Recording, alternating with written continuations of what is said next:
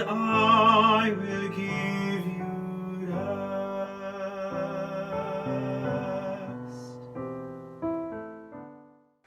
If you've never felt tired and heavily burdened, if you've never been weary or afraid of anything, then you can just turn the sermon off right now, because it's really not for you. I mean, really, why would there be any reason any of us would ever feel that we hadn't lived up to everything we were supposed to? I mean, well, like with the pandemic, it has just been a time of relaxation. Isn't it been endless nights of wonderful rest and sleep already? Isn't that what it's been for you?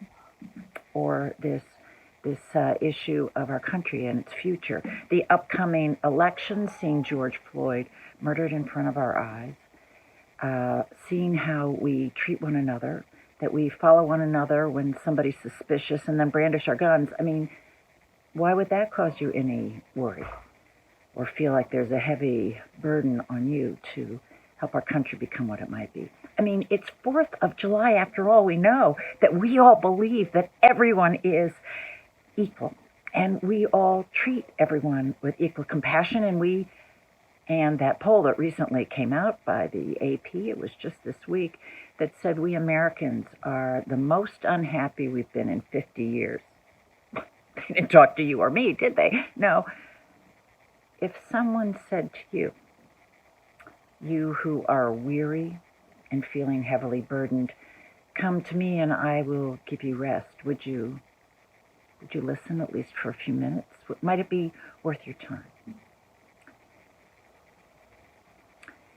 Jesus actually started his description with a joke, so maybe a few people did stay around when he said, "Come to me, all who labor and are heavy laden." The joke was the one we heard in the scripture. He's like, I know what it's like not to measure up. I can tell you, I get it.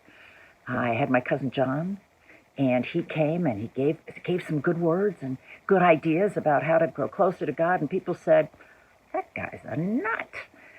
He's just dour, and he keeps making us feel bad about ourselves. And what's that with the locusts anyway? They considered him too serious, so they couldn't follow him. But I came, and I'm willing to have a good party. I even make the wine, and we all sit down at a table together. I'm constantly feasting with people, and people said about me, well, I'm just a drunkard. Jesus said, it's sort of like when you're trying to take care of kids and nothing you do will satisfy them. You suggest one idea and they say, nah, that's boring. And then you suggest another one and all you get is grumbles. Haven't you seen the kids, when they come here to the marketplace, and a couple of them will say to the others, oh, let's play wedding. We'll get to be in a big party like we have at the village. Some kid will say, I don't want to play that, and well, then let's play funeral procession, and we'll get to be serious, and someone will get to weep, and the kids say, no. And, sometimes we all feel like we just a bunch of kids, or maybe we're the kids, and we don't really know what is going to most deeply satisfy us, who to follow, what to do. Seemed to have stepped back, and he had this prayer with God, and he said, it's hard, God, not to ever seem like I'm living up to what people are expecting of me, but I remember that you said that not everyone would hear. In fact, the people who are most well-established, the powerful, and the people who have the most followers on Twitter, they already have what they want, and why would they come listen? But I know that you know me, oh God, and I know that you know your people, and just help me say the right words to them now, to the people who recognize that they are weary and confused and maybe feel they're not always living up to what the world's asking of them. Help me say the right words, oh God. And then he took a deep breath and he said, come to me, all who are weary and are heavy laden, and I will give you rest. What he said is, I have a different way that's an alternative way. There's the world's wisdom, the conventional wisdom, but I have this this other wisdom that I seem to have learned in my life, and I want to share it with you.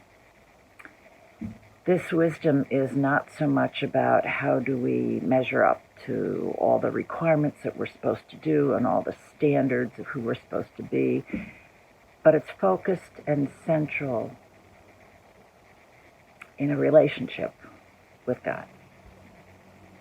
So let me tell you what I mean.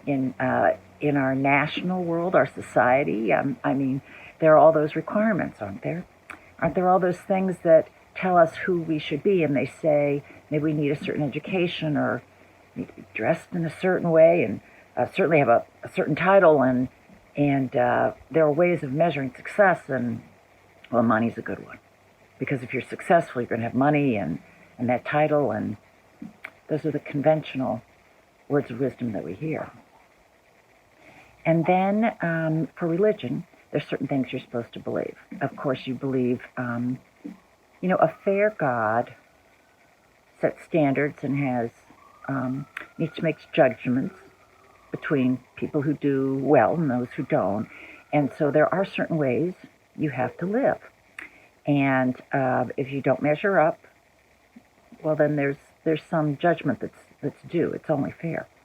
And the conventional wisdom about God also says that God blesses us. But to be fair, God's going to especially bless the good people. And if you haven't been blessed, then there's something more you need to do to earn God's blessings. That makes sense, right? If God is a judge and fair, and that would be conventional religious wisdom.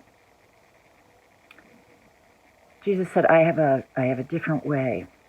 Rather than following all those conventional thoughts about what our country is, society, for example, saying, well, America's exceptional and we really are a democracy and we certainly do care about people because we're equal and we care about them equally, and if you aren't treated equally, then you probably haven't deserved it. Jesus said, I have a different way of looking at it, and it's radically different. It's it's not what most people are going to want to follow. It's a much narrower path because it doesn't comport with what most people around us think. This more narrow path would say, I'm going to start with a God of compassion and abundant generosity and forgiveness, and that God does indeed love us all, and therefore wants to feast at a table with us all, and does want us all to thrive, and will agree to be present with us through ups and downs and rounds and abouts, and that sometimes the things that are most painful and a greatest failure are not because we are failures, but often can be because of what happens in the world around us and how the world is not always fair. It's that there is a God of compassion and generosity who wants a relationship with you, who will be with you through it all.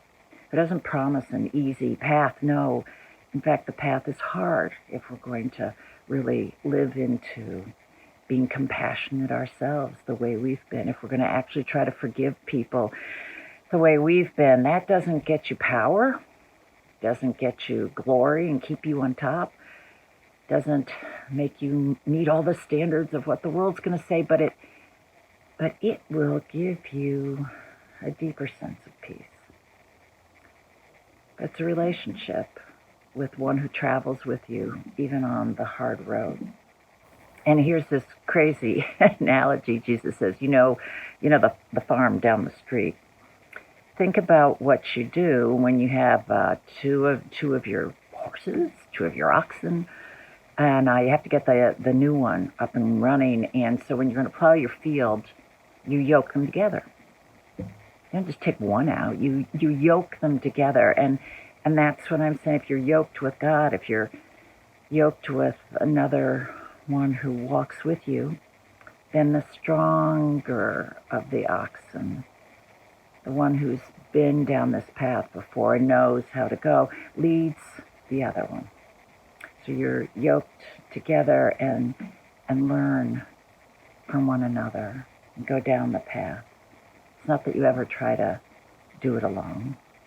And then in time, the younger ox and the younger horse grow strong also. And they can walk together and create the land that's ready for new seeds to be sown. Take my yoke upon you, Jesus says, and learn from me. For my ways are easy and my burden is light, and you shall find rest for your soul.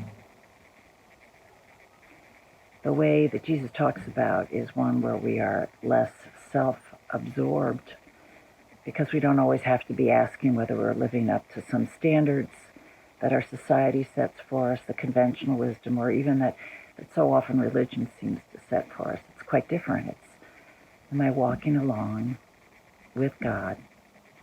So I may not know exactly the path, but trying to follow. I may wander far, but I will not be alone. How do I develop that relationship? We do it through spiritual disciplines such as walking together in prayer, coming to worship, walking with others who are seeking. But it's a relationship first and not a to-do list of requirements. What about that? Can you try that alternative wisdom and see if you find a deeper peace? Do not be afraid, said Jesus, because so much of our fear comes from a fear that we have somehow failed. We haven't lived up to what the world is seeking us to be or tells us we should be, that we haven't lived up to what God wants us to be.